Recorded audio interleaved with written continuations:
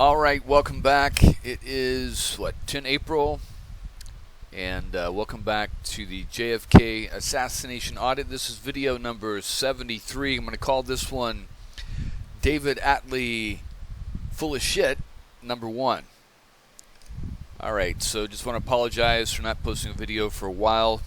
You know, life gets pretty busy. Got to pay the bills. I don't get paid for doing this. Just doing this as a hobby out of fun. But I'm trying to be as professional about this as possible and go over all the pertinent information. Just been really busy with life and other things. I've got some other YouTube projects I'm starting up, so not going to get as many of these, but we're going to try to do at least one every other day or so. But all right, so we're going to get back into Mr. Phillips, but I've been reading some side stuff about Mr. Phillips, and I guess you could say I could come to the conclusion that Mr. Phillips is basically the spoke of this assassination wheel.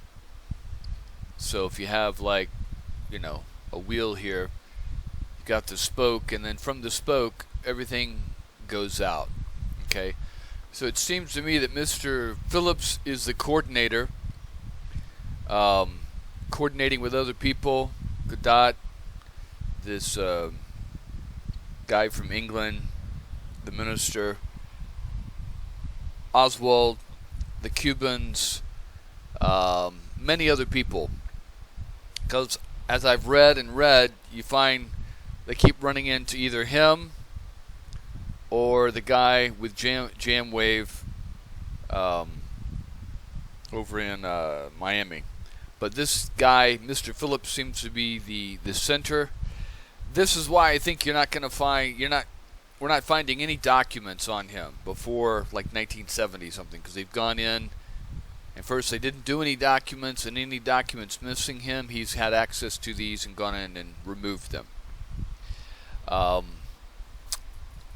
right, so we'll get into this here. This here is the House Assassination Committee's investigation. They got him under oath testifying, and he's going to completely lie his ass off, and he's so full of shit. But anyway, we'll just keep going through it. It says, Mr. Phillips, Ms. Goodpasture, for instance, I remember actually went out and brought back tapes.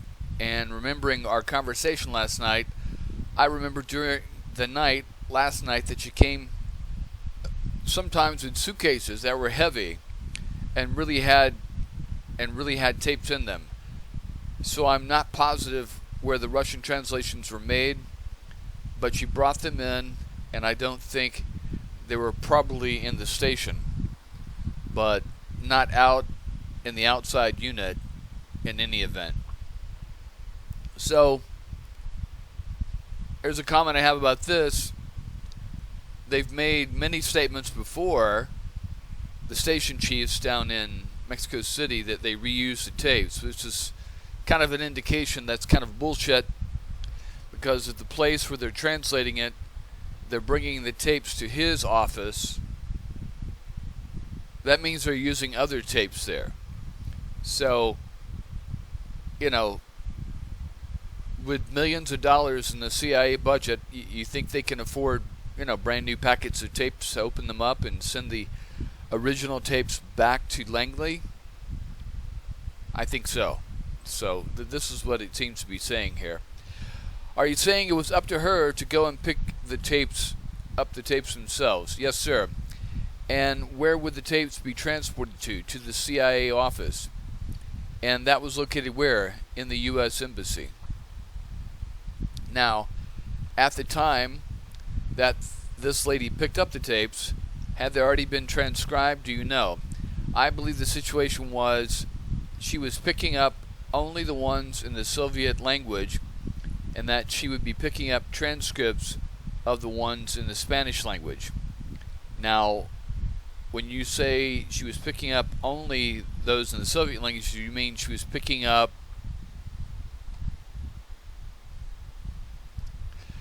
those on another intercept on the Russian embassy, As I understand it, it was an intercept from outside unit on the Russian embassy simultaneously with the one on the Cuban embassy. But the outside unit had Mexican nationals in it, and not people who had, as far as I understood it, then did the work out there in Spanish, but not as I recall the work in the Russian language. So let me just let you know something. So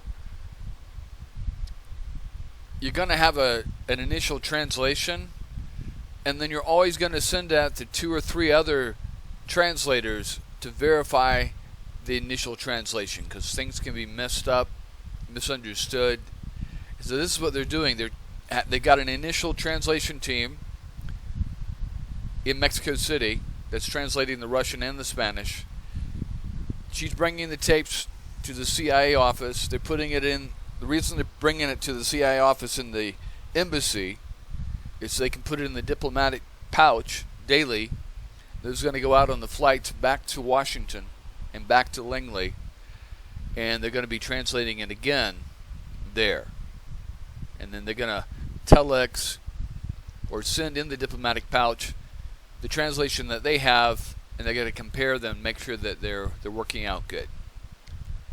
Because you never know. People make mistakes. Sometimes people get compromised. You can't always rely. It's always good to have 3 sources, 3 translations. That's just standard practice. Anyway, Mr. Sprigg, after these tapes were transcribed, what would happen with the transcriptions? They would go to the desk of Mr. Wynne Scott, the chief of station. And what then would happen? He would decide how they should be routed, to what officers generally, what action should be taken, and then they would be distributed and filed. So what he's talking about is the head of the CIA station, Wynne Scott. He's going to make assignments. So if something comes up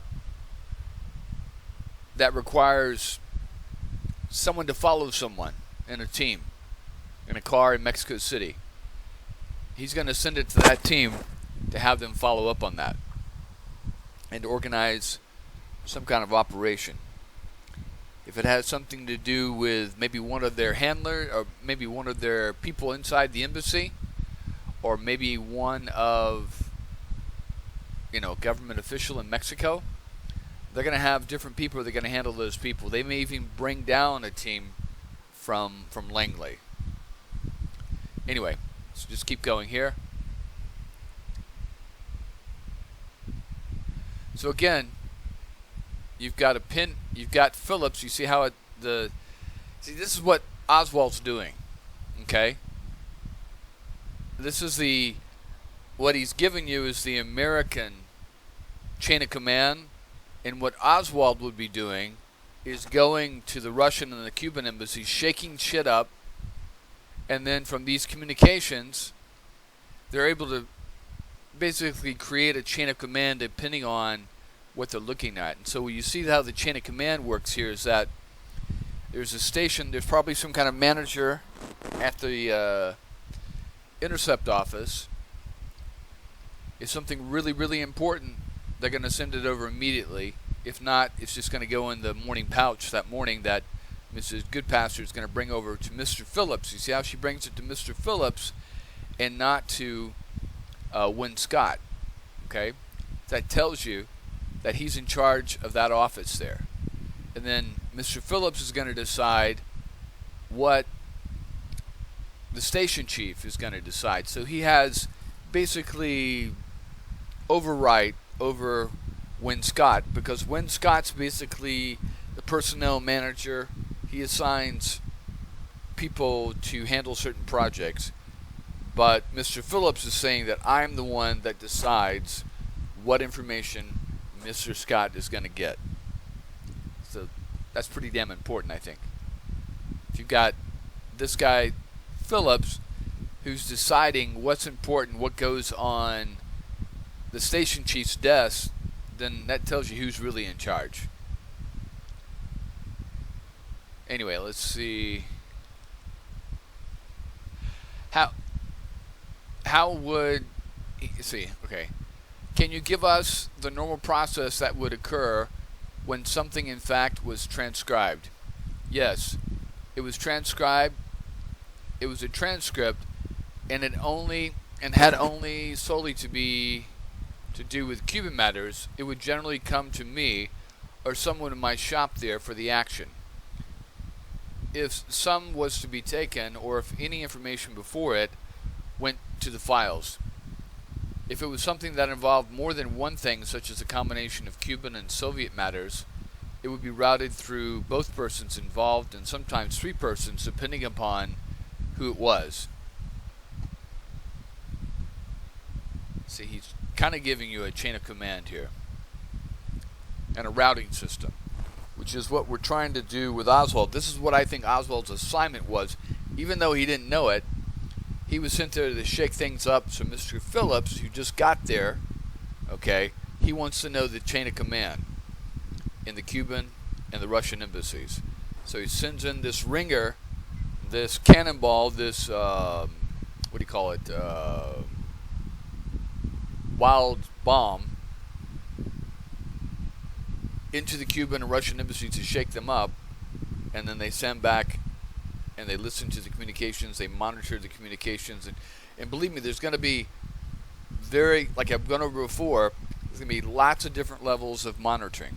So they're going to have early versions of satellite communications, and they're going to have someone that monitoring that at the NSA. They're going to have early forms of some kind of telex or encrypted telex, and you're going to have the NSA monitoring that. You're going to have some kind of telephone conversation going on, some kind of encrypted,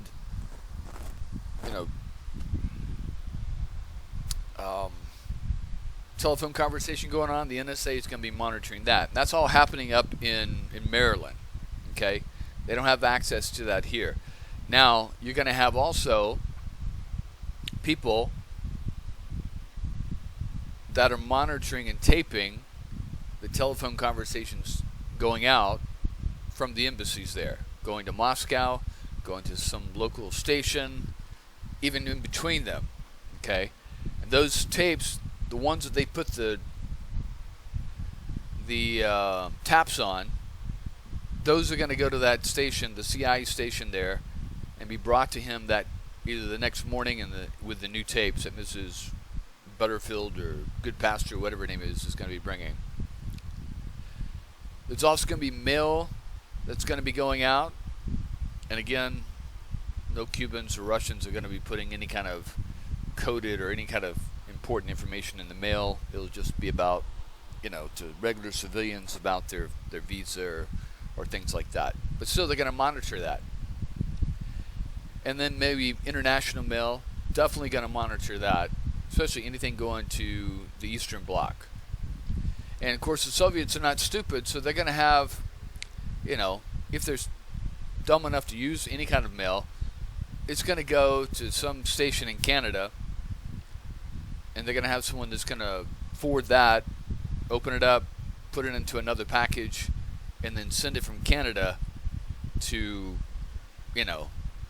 some embassy in Europe or Eastern Europe. So you've got these different levels of monitoring. Also, you've got street people. We've got CIA agents, Mexican police out there watching and following diplomats and suspected, Russian KGB, Cuban intelligence. They're going to be following them, and then they're going to, they're going to have taps on their phones at home. So all this information's coming in. Not all of it's going to go to Phillips, okay? Because there's different people. You got to understand, even though Phillips has his own spoke, he's the center of his spoke there in Mexico City, there's someone that's handling Phillips out of Langley, okay? And then they're working with different things going on. So what I'm talking about in the assassination, okay, is that like-minded, conservative, right-wing people within the CIA, the Secret Service, the FBI, the Mexican police, the Mexican CIA, the Dallas police, even the media, in the military, U.S. military, are going to be using the established infrastructure, okay, that's already there to carry out their plot. They're going to be moving people around that may not even know they're going to be involved in the plot, or, carrying out, they're following orders and shit like that. This is what Oswald's doing. He's following orders. Maybe he even thinks he's doing something to stop the plot, if that's the case, or it could just be Oswald just thinks that he's being patriotic and, go down here, we'll give you an extra $500, whatever, to pay off your loan. It could be just as simple as that. And, like I said, Oswald's just an actor. That's what any good CIA or FBI undercover operative is going to be. It's just a good actor. They're playing a role. They're handed a script. Okay, this is your role. This is your cover. This is what we want you to say. This is what we want you to do. Go down there, shake things up, and then if you do a good job, we're going to give you, $500 plus maybe a $100 bonus, some shit like that. That's all he knows. He doesn't know the big picture. Remember I told you that story about Luke Skywalker and how he was George Lucas and I think it was John Winkler or whatever his name was, the director, came to Luke Skywalker and said, hey, I know it says in the script here that when you're confronted by Darth Vader, in The Empire Strikes Back at the end, that, he chops off your hand and says, you don't know the truth, Luke. In reality, Obi-Wan Kenobi killed your father. Which that would have been a really interesting one there too. A plot twist. But, so they came to, Mark Hamill and they said, hey, it says that's in the script that, Obi-Wan Kenobi killed your father, but the reality is, and this is how we're going to change it, is that Darth Vader is going to say, I am your father, okay? Now, we know it, and you know it. And if it leaks, because we're not going to tell, we're going to know who it leaked from, you, okay? And so Mark Hamill said he had to carry that around for about a year and never tell anybody, okay? And they filmed that scene, and nobody knew. I don't think till they started putting the movie together, editing and stuff like that. And I'm sure they went to those people and said, keep that secret. But that's how you keep it secret. You give certain people a certain mission, only reveal to them what needs to be known, So if you think about it, in that circumstance, you're going to have the guy who writes the script and types it up and prints it. That's maybe two people there. You're going to have George Lucas and his director. That's 4 people. You got Mark Hamill. That's 5. Of course, when they start filming it, you're going to have the cameraman, the lights people, the makeup, props, a couple of people like that. They're going to try to get that down to as least amount of people as possible. And then you're going to have, of course, you're going to have, I can't remember the guy who did Darth Vader's voice, but he's got to read the thing, okay? And then you're going to have the people editing at the end to put it all together. So you got, 20, 30 people there. You're going to have to keep quiet. How do you do that? Well, you either give them a cash bonus or you give them a non-disclosure agreement with a cash bonus. Just like with Trump and this porn star. So basically it says, look, we're going to give you $100,000 and you're going to sign this NDA and keep quiet, and then you're going to get another $50,000 in like a year if you keep quiet. If anything comes out, you're going to owe us $100,000. That's how you keep people quiet, right there. So that's probably what they're doing with the crew, is here, sign this agreement, we'll give you some extra money, But if you disclose this information, Luke, I am your father, then it's going to come out. We're going to know who it is, and then you're going to owe us money, or we're going to sue you. Okay? Usually they don't want to go to court, so they usually make it pretty simple. They're going to owe us. They're going to owe the money back. So this is what's happening with Oswald. Okay? He's sent down there. There's a script going on. It's being run by some director like George Lucas up in Langley. Okay? Only Phillips knows what's going. Is one of the persons that knows what's going on. There may be someone else in Langley running the whole thing. Okay? And it could just be Phillips. He could tell his boss, hey, I got this guy I'm working with, and since I'm the new station chief for Latin American operations against Cuba, we're going to send this runner down there, bomb thrower. He's going to shake things up. We're going to see what comes back and follow the chain of command up through that. Only he's going to know that. Only some other people are going to know that. This is probably one reason why, the CIA and people that maybe didn't even know there was a JF Kennedy plot, once they did an internal investigation, they figured it out. We got used. The plotters, Phillips, used our apparatus to kill Kennedy.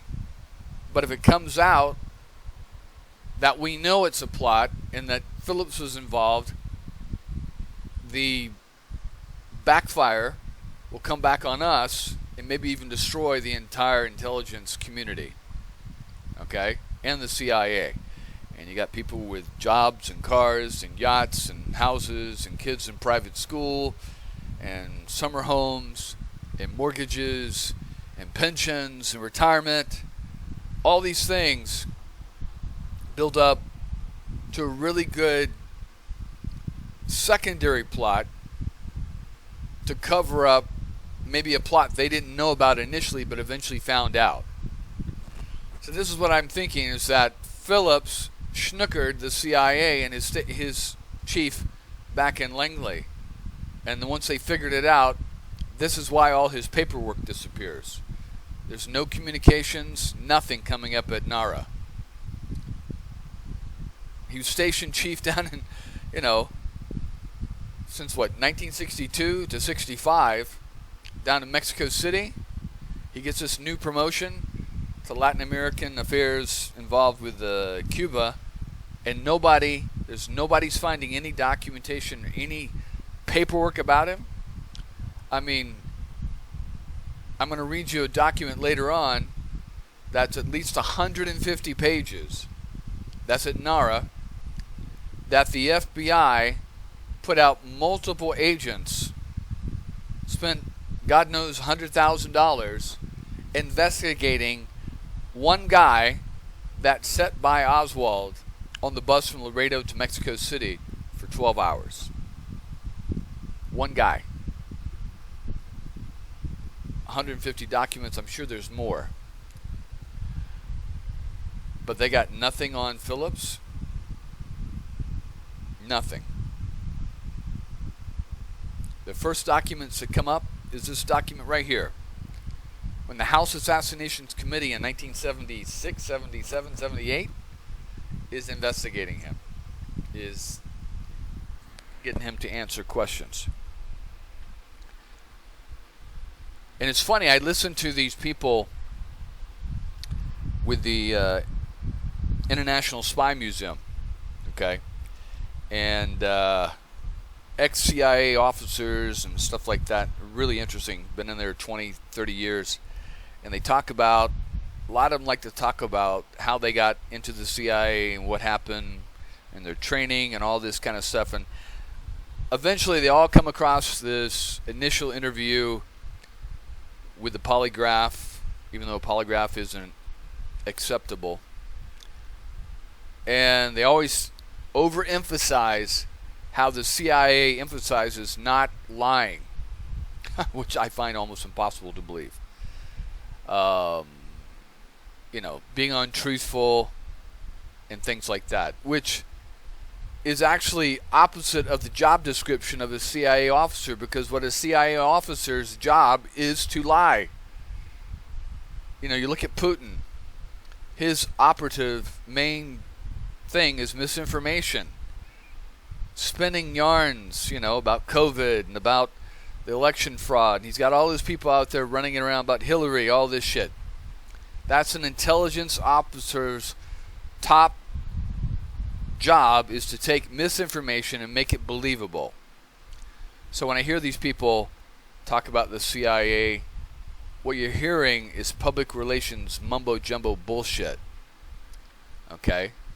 Not saying there aren't some honest guys in there, but you literally physically can't be in the CIA where your job is to go into another country, pretend to be someone else, and to extract information and lie to get that information, and establish relationships with people based on false identities, a false narrative, and not lie. Are they hiring Mormons? Are they hiring Jehovah's Witnesses as CIA operatives nowadays? No. You have to play a role, and that involves lying. So what we're going to keep seeing as we keep reading is a very good actor, a liar, Mr. Phillips. Okay? He spent his life lying. Okay? You can't be a good operative and get your information and complete the job, complete the mission, unless you have the capability to lie and to falsely act. It's just that simple. Anyway, enough of my lecturing here. But, alright, we'll get back into it here. When you say nearly, let's see.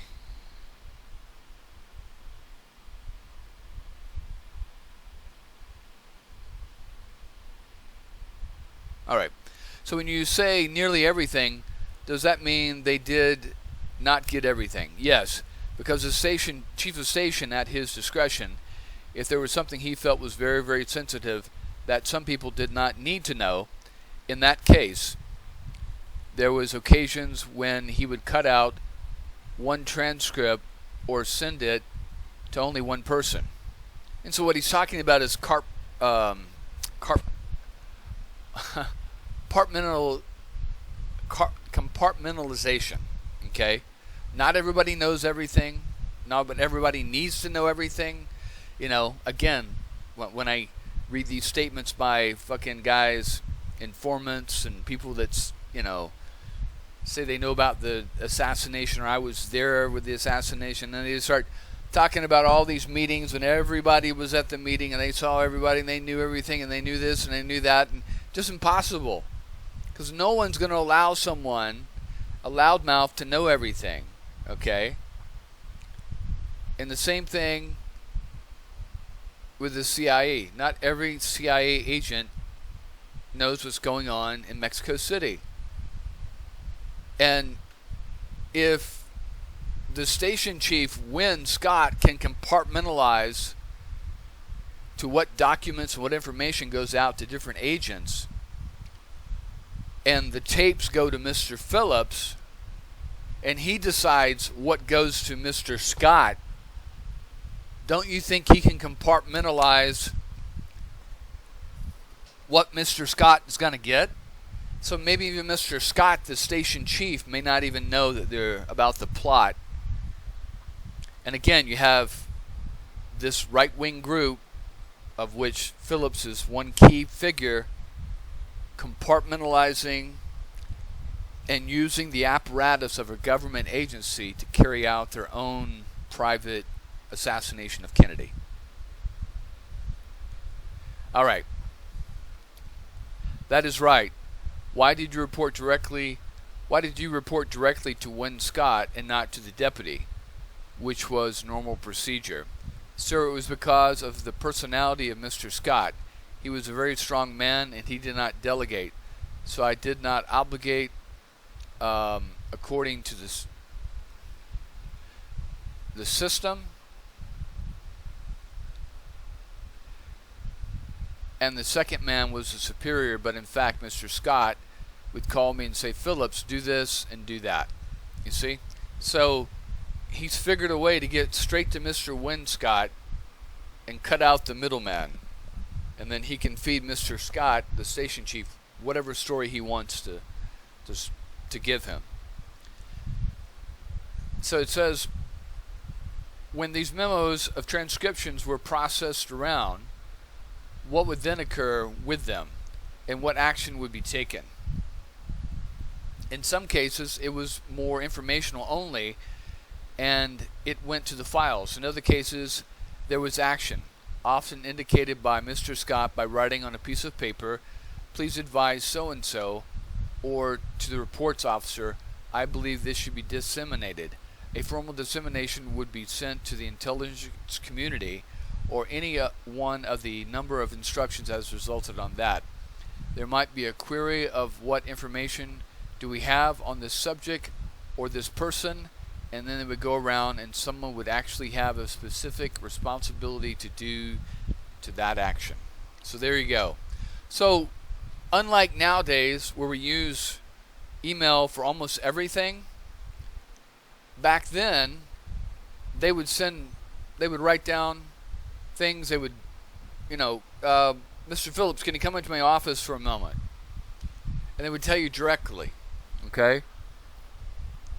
Whereas nowadays, they send out an email, hey, anybody feel like getting some cheese pizza today?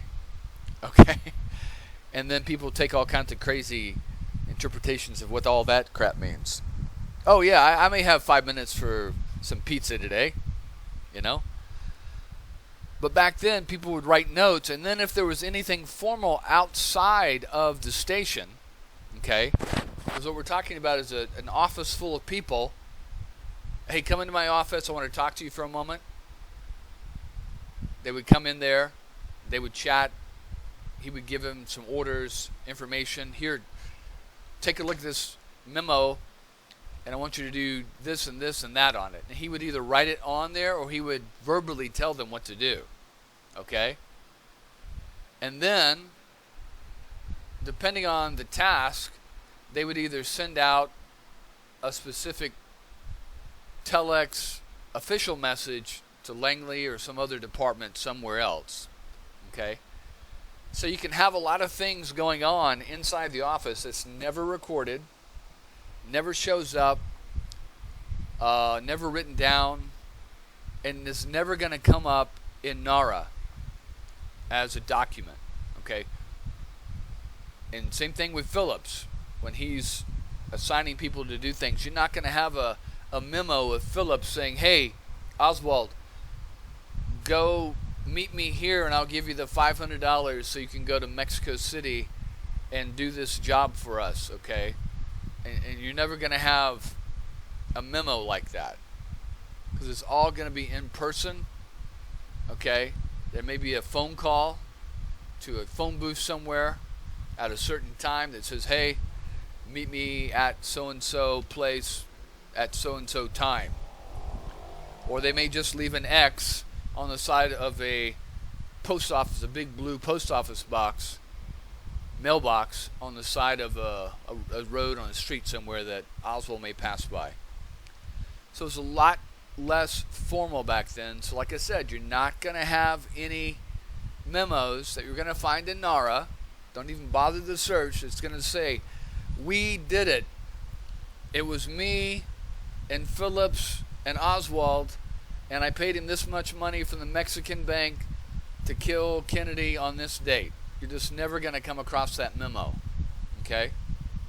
And again, this shows you how you can run a shadow group, a shadow right-wing anti-Kennedy group, assassination group, I guess you could say, inside the structure of the CIA, and they have no clue that it's there, that you're using. You can even use Oswald and say, hey, we're going to run this runner, and you may not even have to get permission, okay?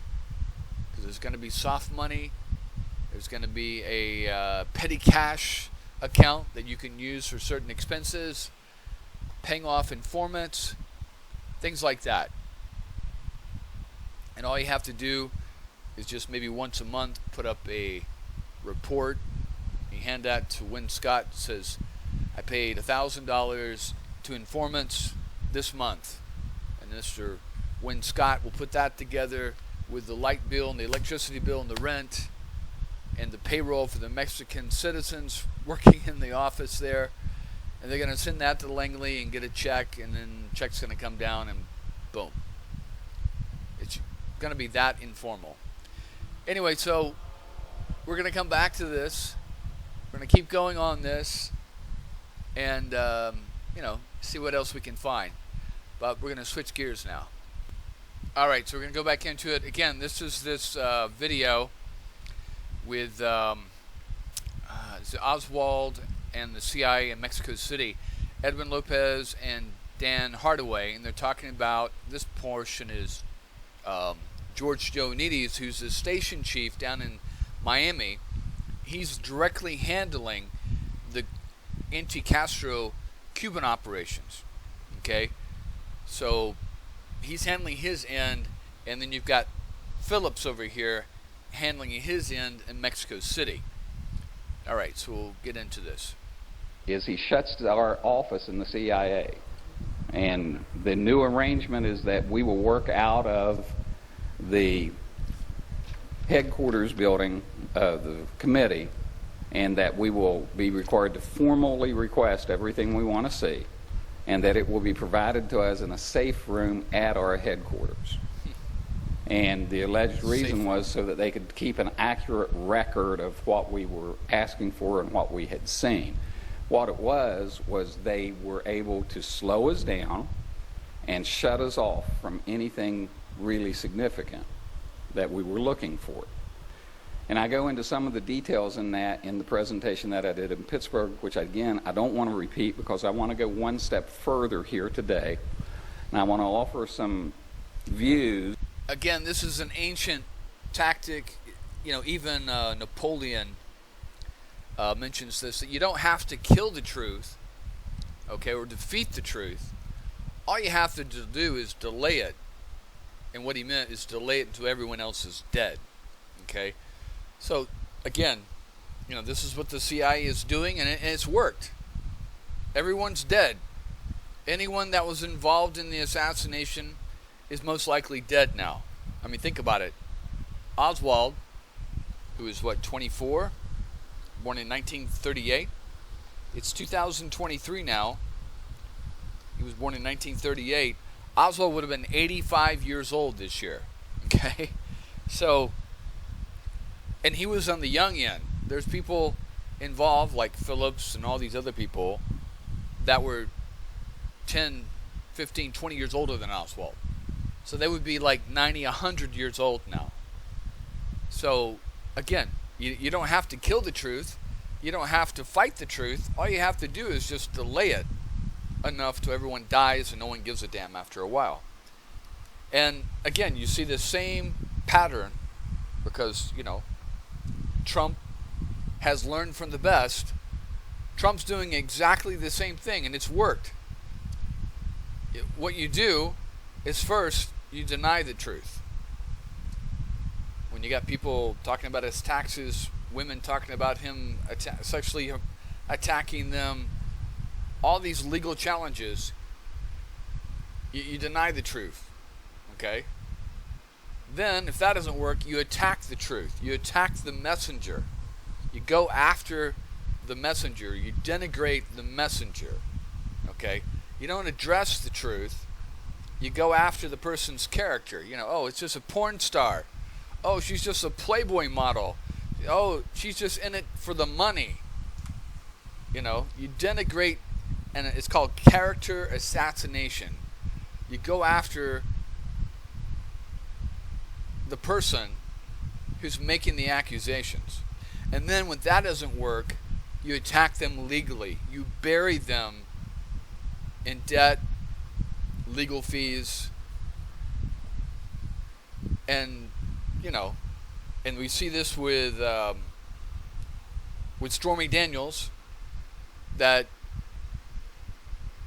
in this lawsuit that she did, and it got thrown out, and then Trump's lawyers were successfully able to go to court and get a judgment. It took many years, but they finally got a judgment to make her pay for his legal fees. Okay, so now she's indebted even more. There's a lot to say about indebting someone. It's different than sending them to prison. If you go to prison, you do your time, you get out, and it's done. Then you move on.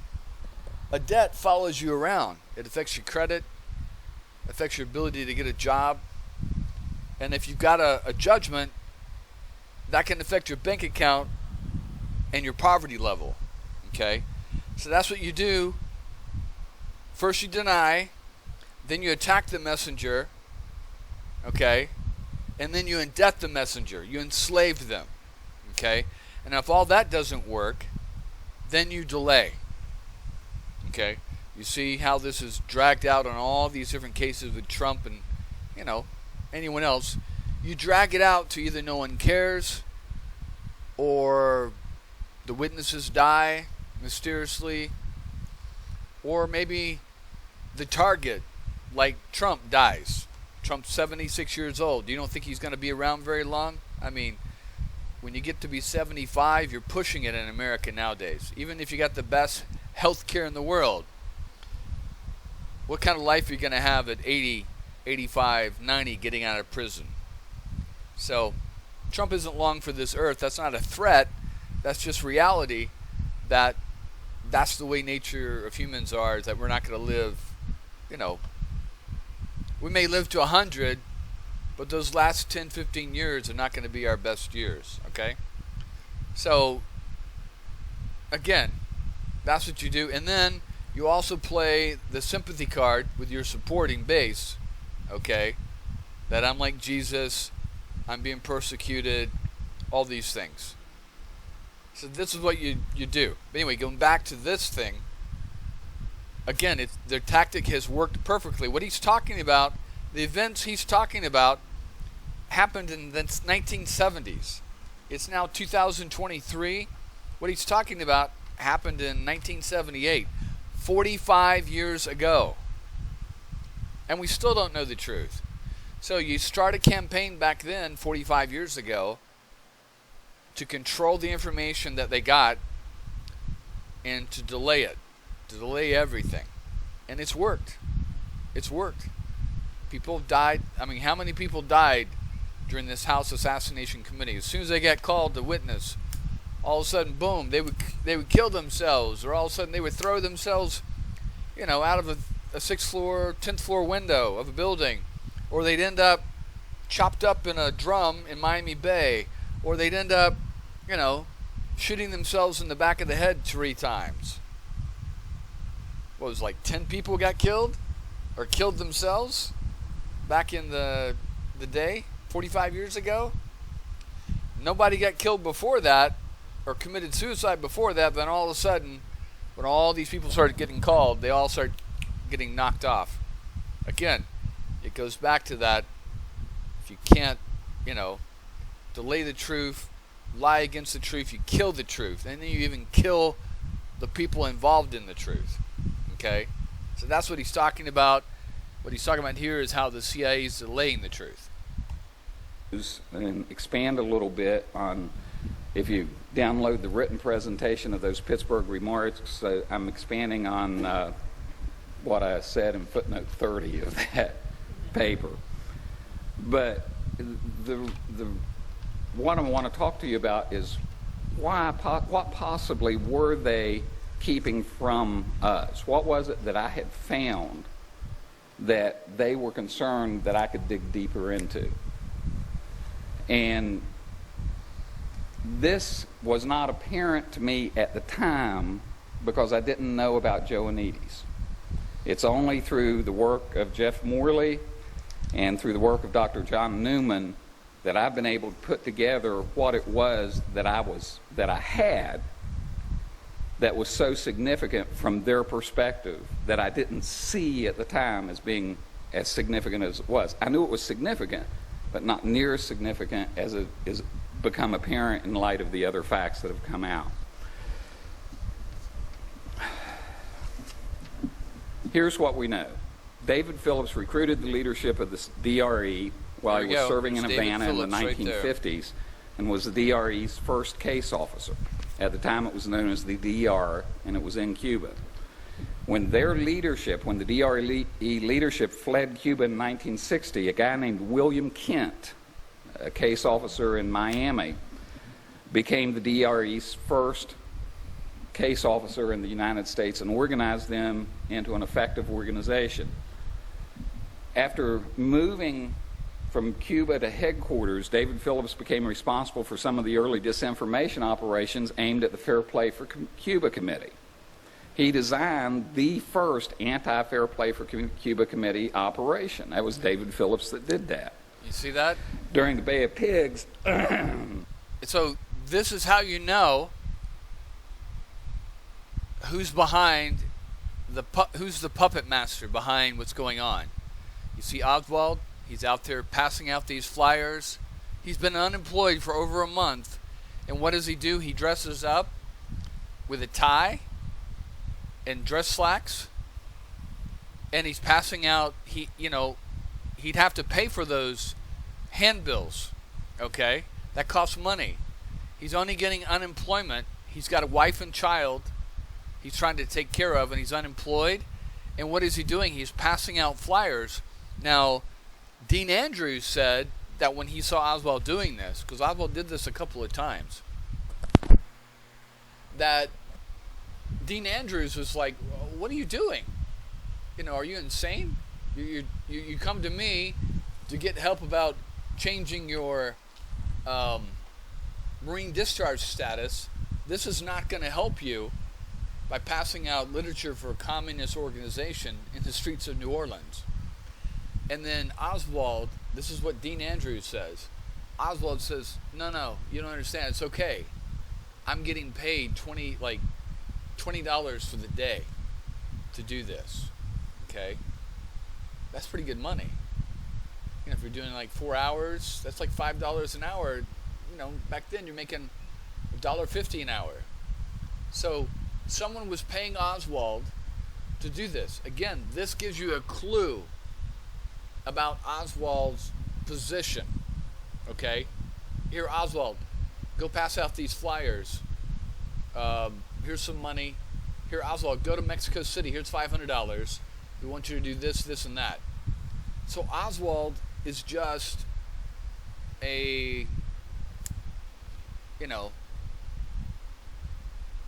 just a pawn of Phillips. He doesn't know he's being set up to take the fall for the assassination of the president. All he knows is that, hey, go here, do this, do that, you're going to get paid. Again, another clue is there were 2 other guys that were passing out flyers that Oswald paid them. Who paid Oswald? You're getting $50 a month in unemployment and you're paying guys to pass out flyers? Doesn't make any sense. For an organization that there are no members, he's the only member, and they use this quite significantly about, Oswald's a communist, here is proof, and then he goes on to the radio show, he gets on to the TV show, has the debate there. I mean, this is all sheep dipping, as Garrison would say, but Oswald doesn't have any idea that he's being played. Again, it's that script. Here, say this, here's your line today, okay? But don't tell anybody, okay? Or then we'll know that you did tell someone. So we've got Phillips in the background manipulating Oswald, manipulating and using other people and paying them to do it, and they have no idea that they're being used by Phillips to do this. Okay? Anyway, we'll keep going and keep getting into this, but again, fair play to Cuba, you know. And then, Delphine Roberts, we'll read testimony of her, who's the secretary of Guy Bannister. They actually had an affair going on. She says that she saw Oswald. She reported back to Bannister, hey, I just saw that Oswald guy that comes in here, and he was passing out communist literature on the streets of New Orleans, and that Bannister chuckled and laughed and said, oh, it's okay, he's with us. Okay? And that after Bannister died, that when Garrison then went into Bannister's office, because someone came in and cleared out the office, but once they found out Bannister had died, I think like a day or so after, okay, actually no, this would have been in 64, so Garrison wasn't interested in this until about 2 years later.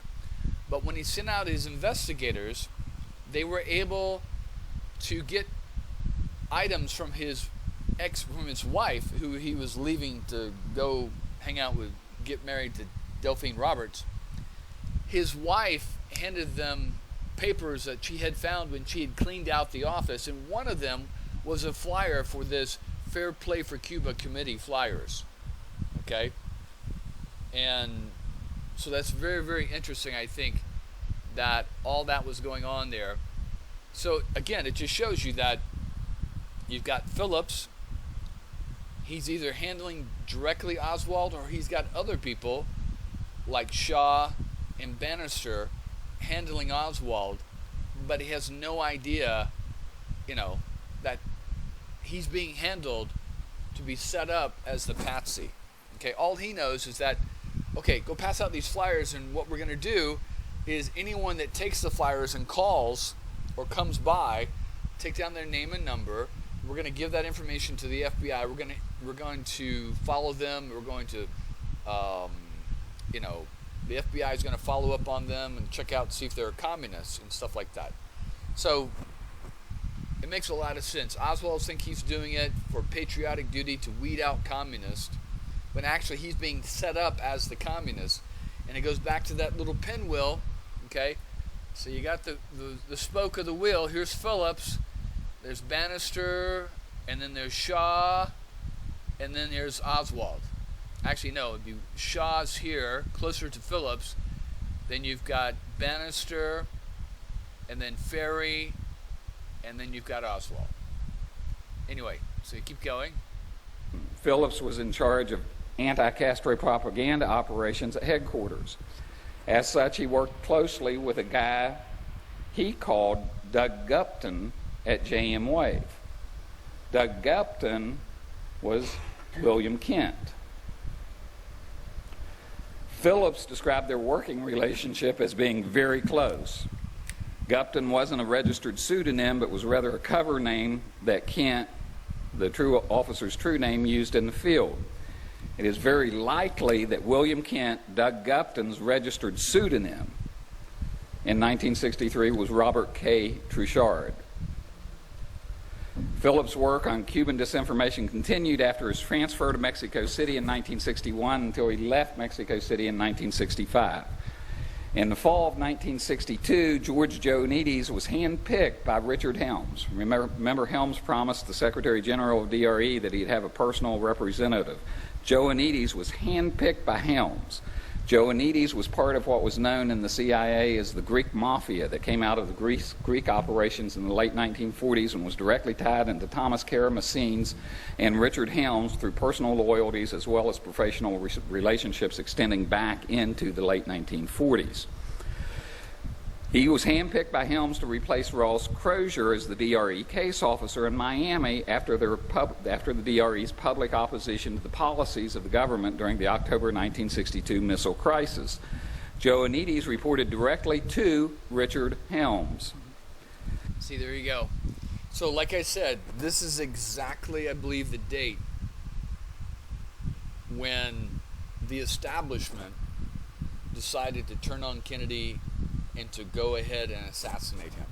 Okay, this is what I believe, because before that, before October of 1962, you had disgruntled anti-Castro Cubans who were mad at Kennedy. You had their white military CIA operative trainers, some mercenaries. You had people like Ferry. The Ku Klux Klan people, even the old businessmen that were against Kennedy. But again, like Novell said, that no one's going to be able to kill the president because of the Secret Service. If you can control the Secret Service or get people in the Secret Service involved in the plot, then you stand a better chance of killing Kennedy.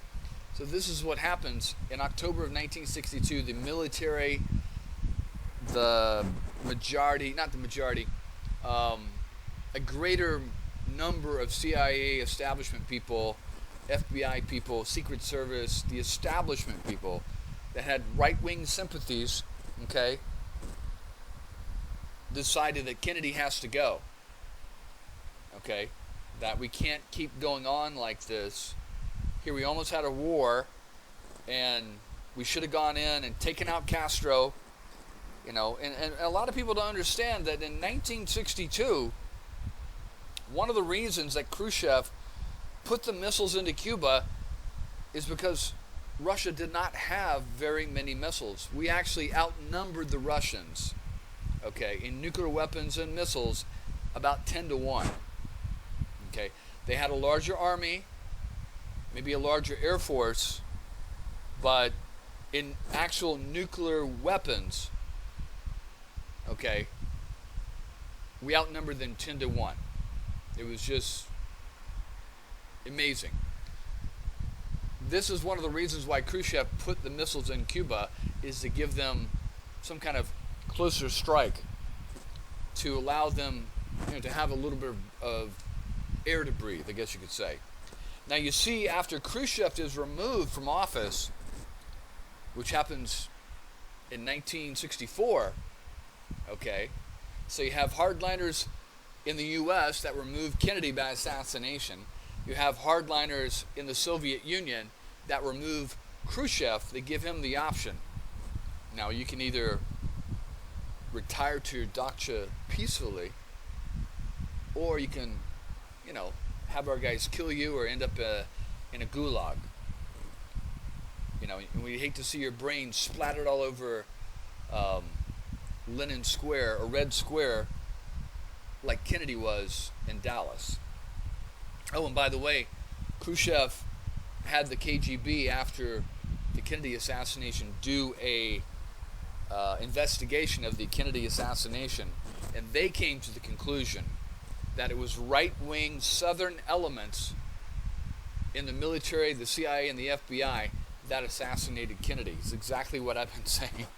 Okay, they came to that conclusion on their own because they got the same rifle. They had their guys do the same shots. Found out it was almost impossible for that to occur.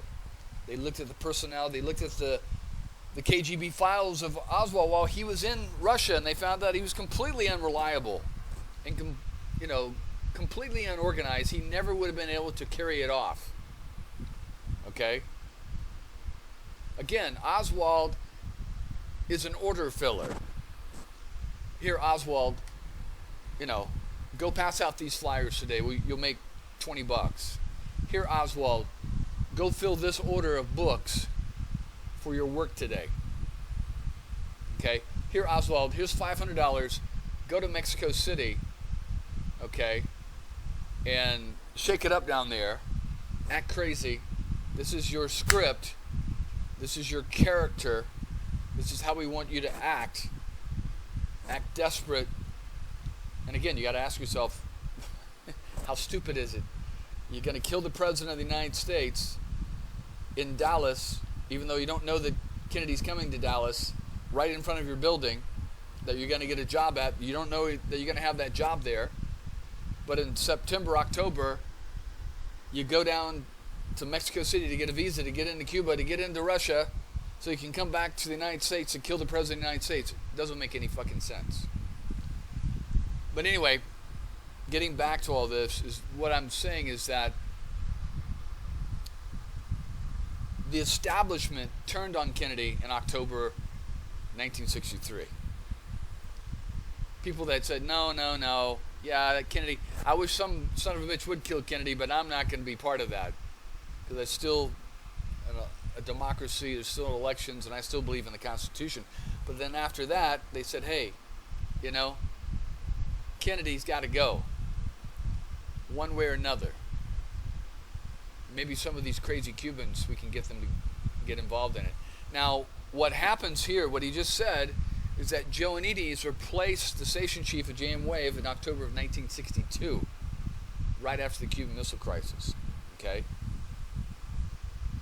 So, what was happening up to October 1962 was this Operation Mongoose, where they were running the anti-Castro Assassination Bureau right from the Attorney General's office, his brother Robert Kennedy, through the JM Wave, through his contact in the CIA, and then to JM Wave, and then to the anti-Castro Cubans. Okay? They decided to shut all that down, okay?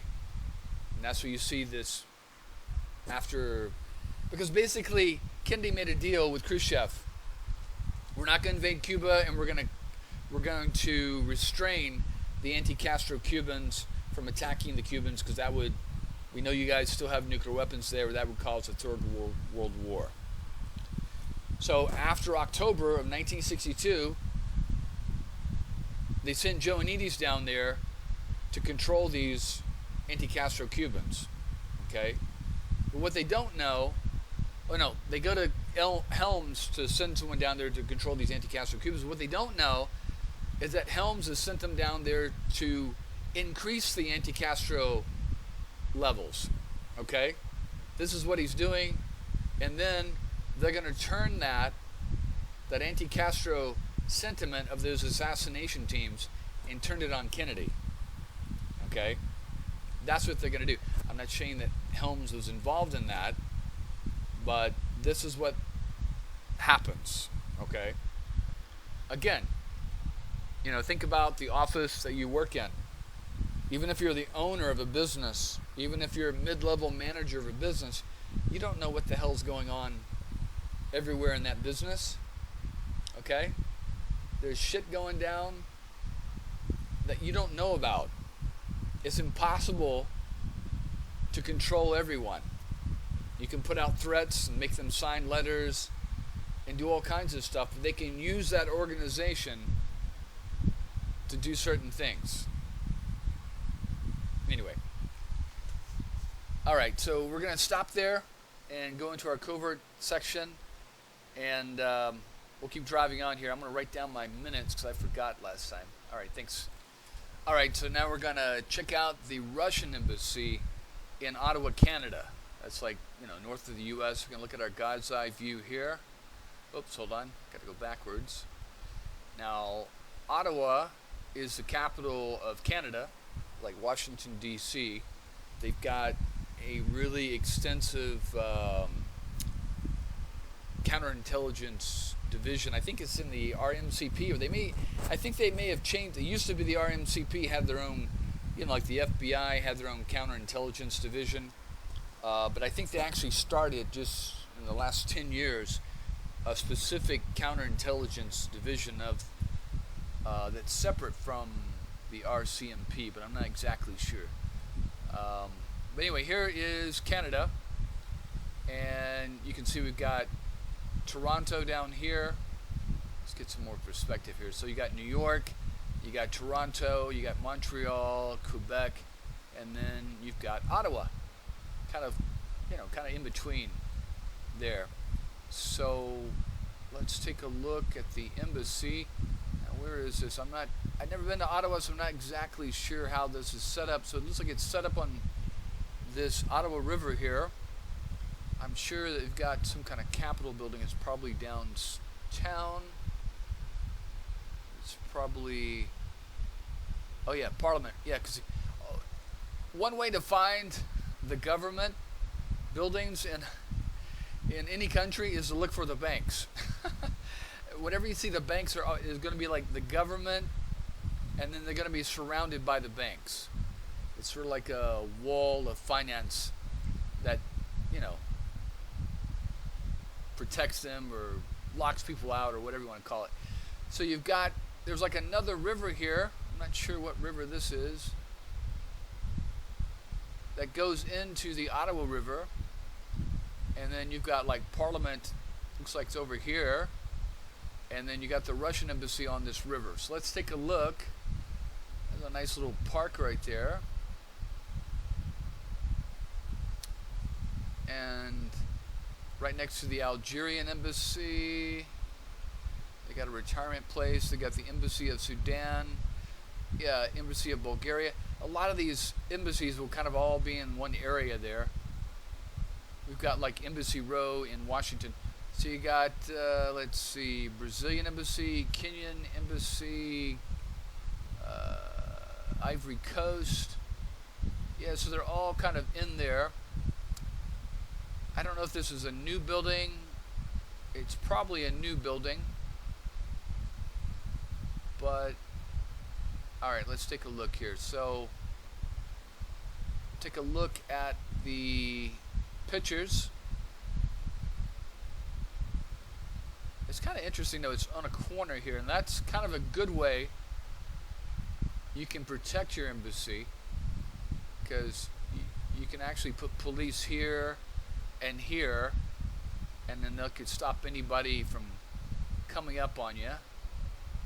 But anyways, let's take a look, see if there's any pictures from inside the embassy. Alright, so you got your standard security, just a fence here. Now, Canada is not a high terrorist alert area. You're not going to have too many terrorist attacks in Canada. So they're going to have, minimal types of security. But you can see they've got these fences, the big steel fences here. They've got the bent bars. The bars would come face towards the outside to keep people from climbing over. You've got this little structure, a steel structure like a mesh structure, so anyone does get inside and smashes. You see how you have to go up the steps, so it's really hard for a vehicle to get up in there. They've got this big, huge concrete wall. You've got these pillars on the side. This mesh structure here looks like they got some kind of concrete.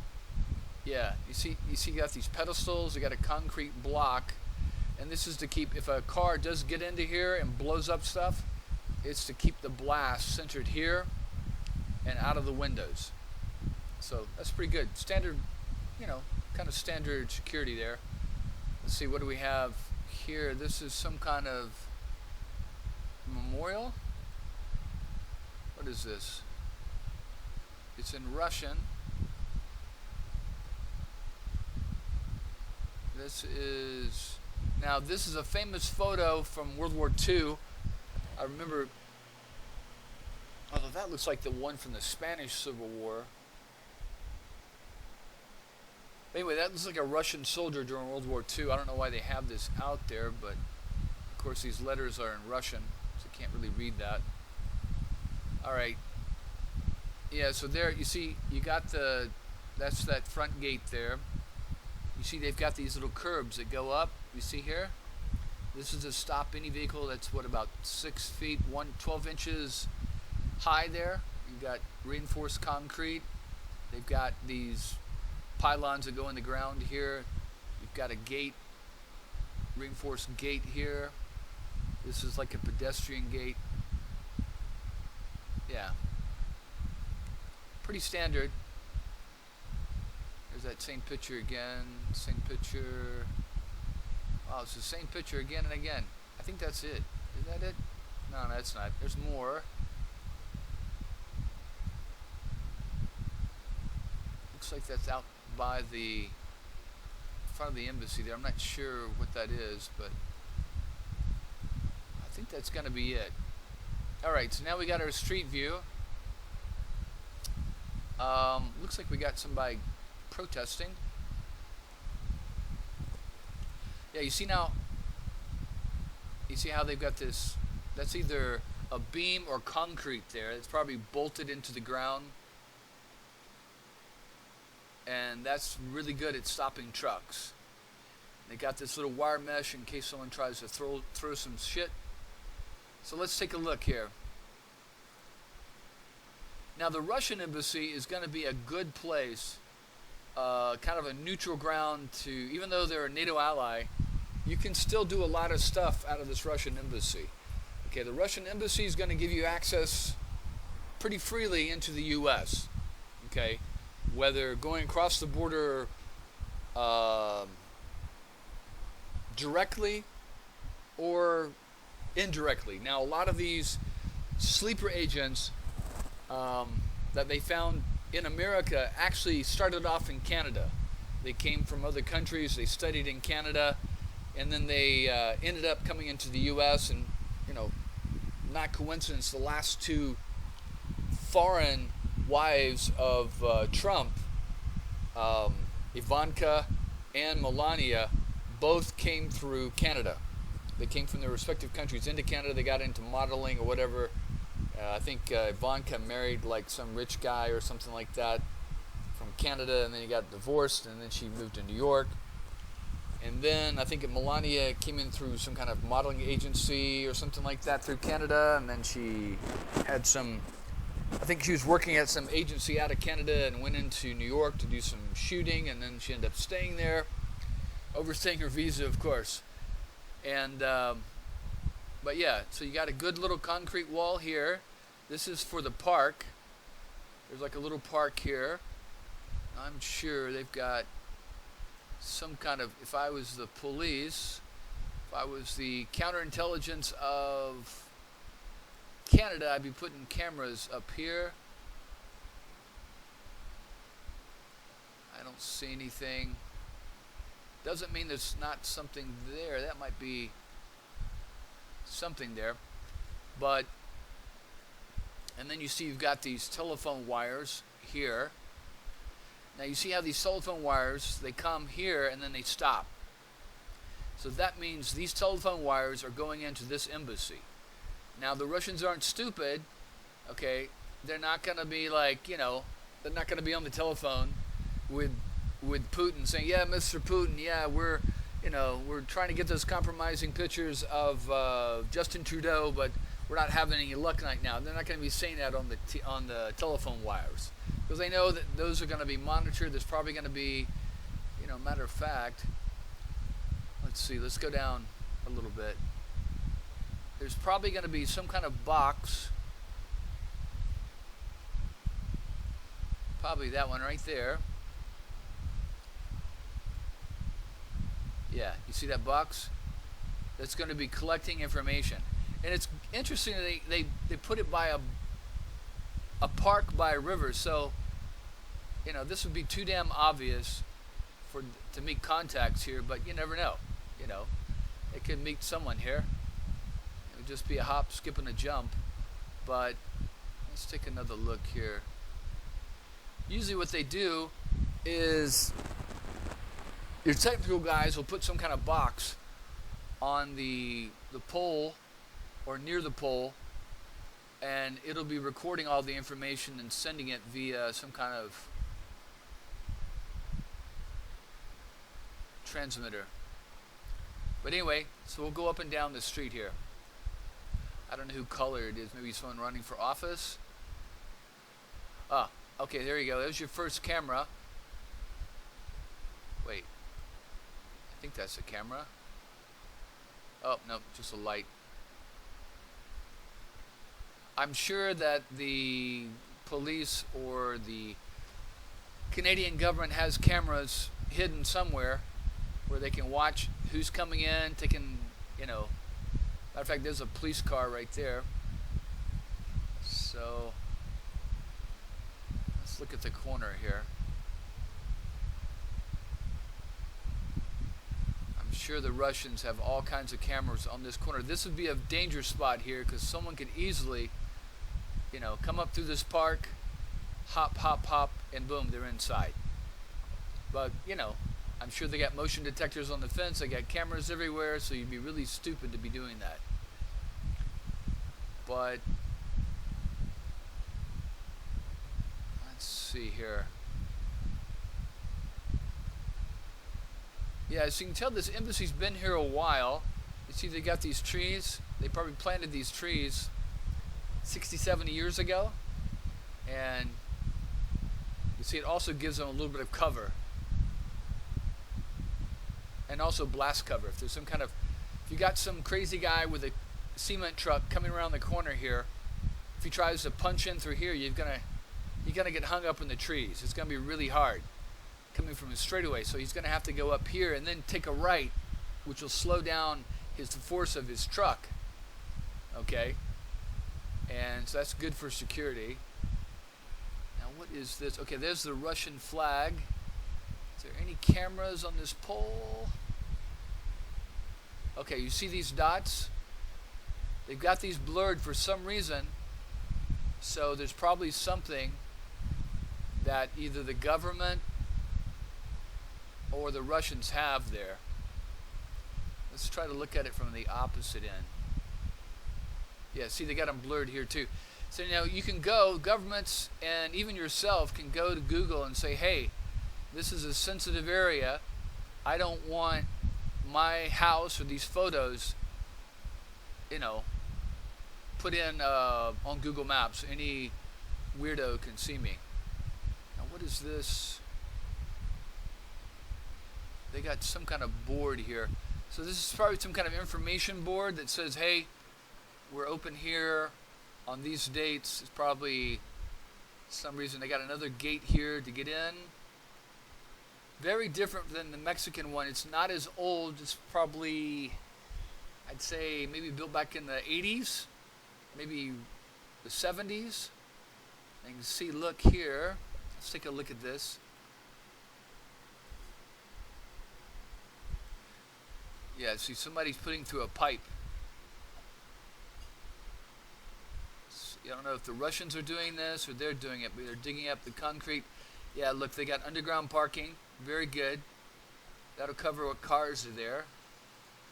And then it's pretty Stalinistic the way it is. You see I've got the concrete here that minimizes any kind of blast. So if you have a truck rammed through here, it was able to get through. If it blows up something, this concrete's going to cut down on any kind of damage coming in. They got cameras up here. So you can see they've got about half the embassy covered by trees. Very smart. And then, of course, you got your police cars here. I'm sure the police are there. Some kind of threat level has come up. Let's take a look. What is here? Okay, so you got some kind of maintenance garage back here. And then they've got more. You see these little wires? These are sensors. So if someone is comes up and starts climbing this fence here, you see how it doesn't have the spikes going backwards. They're going to be able to sense it, and then they can start monitoring with their cameras, and then call the police. Now I don't know what this building is here, but let's go down a little bit. Looks like some kind of residential apartment complex. Now, if I was counterintelligence, I would definitely, let's take a look here. Yeah, see, these got windows back here, they got windows here. I would definitely be renting one of these apartments so you could watch and monitor who's coming in, who's coming out. Wow, look, they got all kinds of construction going on over here. I wonder if they're putting a tunnel. Now, they wouldn't be that obvious about it, though. If the Americans or the Canadians were going to dig a tunnel, okay, and go in and tap some of the Russian communication wires down here, they wouldn't do it right in front of the embassy. They would do it, through a house like this, or a house over here, someplace where the Russians would be able to see them. Now they got some kind of protest going on. This is probably something about Ukraine. Yeah, kill children in Syria. Something Russian bombers kill children in Syria. I can't read the rest. Something about something Syria. Huh. Interesting. So yeah, that's a good place, and another good spot would be right here. You know, right across. You just put a little camera right there, and you can watch them 24 hours a day. Anyway, that's the Russian embassy. Again, they've got a good little building here. Let's go up and back. Hold on a second.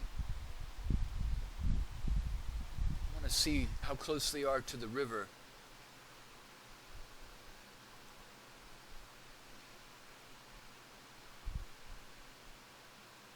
All right, let's see. So there's the Embassy of France. It doesn't say what this building is. This is probably some kind of, I wouldn't be surprised. It wouldn't take much for the CIA, because the CIA has all kinds of front companies. So I'm sure the CIA has some kind of, offshore Virgin Islands shell company, and they start an LLC in Canada, like so-and-so, Maple Leaf real estate company. And, they funnel in 20, 30, 40, 50 million dollars, and they build an apartment building. And they hire a management company, and they rent out to real people. And then the rest, maybe in the basement, they've got some kind of drill team that they dig a tunnel and can go under the embassy here and come up in here and monitor their cables. And then they've got some cameras in this section here so they can monitor what these guys are up to. I mean, it wouldn't be impossible to do. Wouldn't put it past them. They got the money to do it. Why not? Because the Russians are going to use. Think about it. The Russians embassy in Canada and Mexico City are going to be the closest they can get to the U.S. and not be monitored as much by the FBI. Okay? Not to disparage the CIA, the RCMP, or whatever, or the Mexican federales, but they're just not going to be up to par like the FBI counterintelligence. So the Russians know they can get in and out of the United States. Matter of fact, every time I read about some Russian, like I said, trying to get into the U.S., they always transit through Canada first. In that movie, or the TV show, and it talks about the illegals, and when they get busted, where do they go? They go to Canada and fly out of Canada under, a false identity. So that makes perfect sense. Now, I don't know. See, like this is part of the Algerian embassy here. You can see the property lines. I don't know if this is part of the Russian embassy. That'd be pretty good, though, to have access to a river. Then, then you can escape. But would they go that far? I don't know. That's what I would do. I'd buy the property all the way back to the river. Does that park go through there? Yeah, it looks like that park goes all the way through. But anyway, let's take a look at their roof line. You see they've got their little wires here. These are some kind of satellite dishes. You see the satellites? The satellite dish there. They've got a cable going out to that. Let's see, does this roof line doesn't have anything. That's going to be the elevator shaft. These are air conditioning units. This is probably some kind of monitoring package right here. This is the back of the Algerian embassy.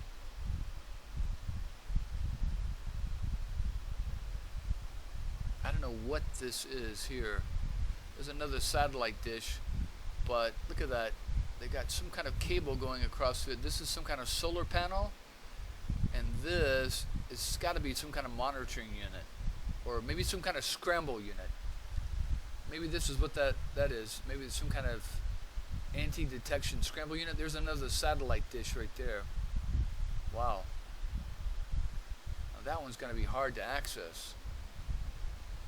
See, they got to go into the woods. And that is really strange because, well, no, I guess that would be right. Because a satellite dish in Canada is going to be facing north, or excuse me, is going to be facing south. But very, very interesting. All right, let's take one last look at this house here.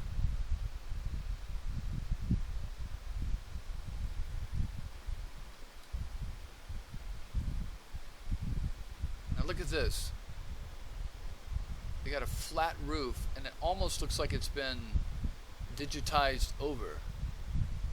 See how the tiles are different? So that could mean they got something on top of that roof. Same thing with this one. This one's a flat roof. And this is the house directly in front of the embassy there. This one doesn't have as good a view. But anyway, so that is the Russian embassy in Ottawa. It's always fun to go over this stuff. I really like doing this kind of stuff, but learn something new every day. All right, so we'll get back into this again tomorrow.